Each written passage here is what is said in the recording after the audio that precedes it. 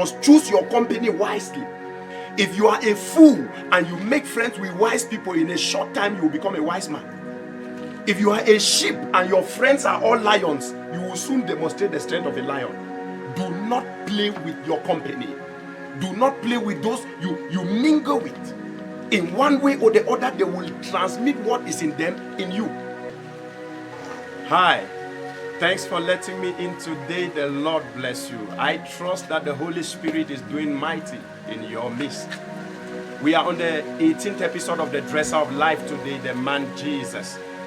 And today we will be looking at companionship. Glory to God. By companionship, we are talking about those you have given right into your life, those you've given permission to influence you. Now, I want to announce to you that companionship is never empty. Okay, when you have your company, your group of friends, it's either they are giving something to you or you are giving something to them. It's either you are influencing them or they are influencing you. So your group of friends will carry an influence on you. For example, if I were to approach you as your friend and give you a beautiful smile, you are bound to smile back. Have you ever noticed you are beside somebody, the person coughs, and then you unconsciously coughed a cough you don't have? You're not feeling as to cough, but because somebody coughed, you just had to cough. Somebody yawned, unconsciously it contaminated you, you yawned. That is the extent to which companions will affect you. And so, being someone that the dresser of life is at work in your life, you do not want negative things to infiltrate you and short-circuit the work of the dresser. You want to understand Jesus is dressing you because you have given in for him to dress you. But now he's created man and given man a will and a choice. Most of those choices will be made by you, not by him. He gives you instructions, you choose to obey or not to obey. Now, if you will allow some kind of friends step into your life, they will mess up the dressing process.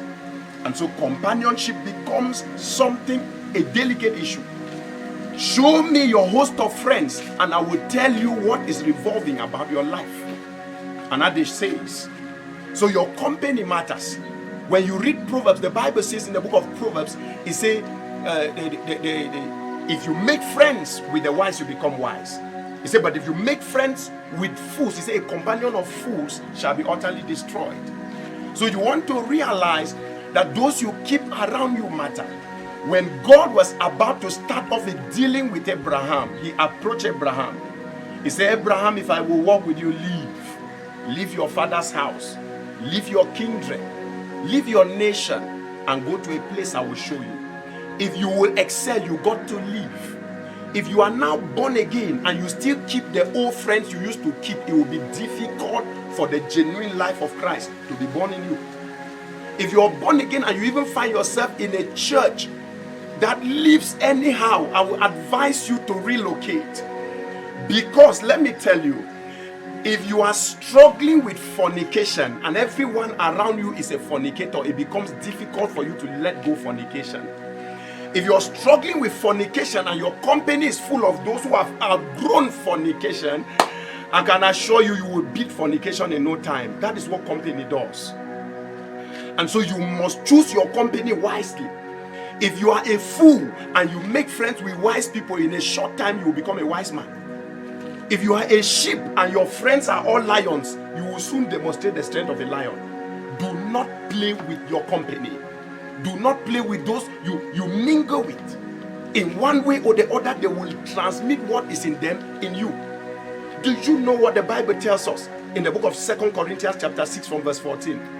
It said, don't be unequally yoked together with unbelievers. Don't be unequally yoked together with unbelievers. When he was telling Abraham to leave, the main thing is talking about leave the mindset. When you get close to people, they will pass their mindsets into you. That's why 1 Corinthians 15:33, he said, evil communication corrupt good morals. You know what that means?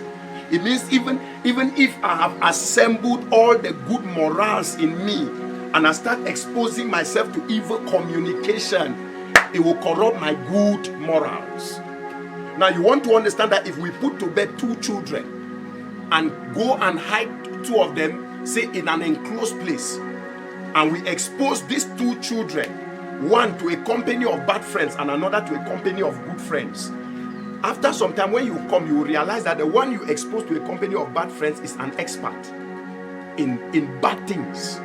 The one you expose to a company of good friends will be managing to catch up that good nature. The flesh, the nature of man, has the ability to copy wrong things faster than right things. And so the good value Jesus is depositing in you, you need to guard them well. And by guarding them well, you need to guard your company. Guard the things you hear. Guard the things you allow into the gates of your life. Hallelujah. And this will help the dressing process to be quick and to be easier. Is someone getting me? Glory to Jesus. Hallelujah. So you want to be able to be watchful, to ask yourself, these people I am with, are they adding into my life or subtracting? These places I go to, are the places making me better or reducing me from who I'm supposed to be?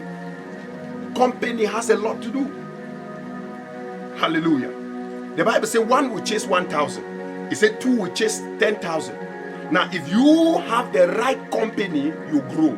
If you have the wrong company, you diminish. And you want to realize that the day you make up your mind to be purposeful, to pursue purpose, your number of friends will begin to drop. The more you mature in purpose, the fewer your friends. The margin of your friends become thinner and thinner when you pursue purpose.